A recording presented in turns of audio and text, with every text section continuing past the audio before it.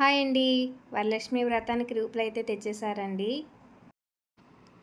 మేమైతే 2-3 సంవత్సరాల నుంచి లలిత జ్యువెలరీలోనే తెచ్చుకుంటున్నామండి. ఎందుకంటే అక్కడ మిగిలిన షాపులన్నిటిలోనూ కూడా అక్కడ కొంచెం తక్కువ ప్రైస్ ఉంటుందని అక్కడే తీసుకొస్తున్నారనమాట.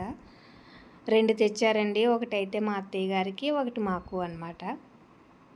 మాదేమో 1 గ్రామ్, మా అత్తయ్య గారిది అయితే 1/2 గ్రామ్.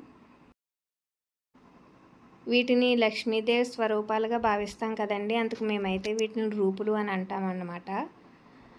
పూజ అయిపోయిన తర్వాత అయితే అందులో పసుపు తాడు వేసి మెడలో తాళికైతే కట్టుకుంటామండి మేము. ప్రతి సంవత్సరం కూడా అలాగే చేస్తాము. ఇదైతే 1 గ్రామ్ రూపు బిల్ అండి. అది 1 గ్రామ్ మీద ఇంకా కొద్దిగా ఎక్కువ అన్నమాట.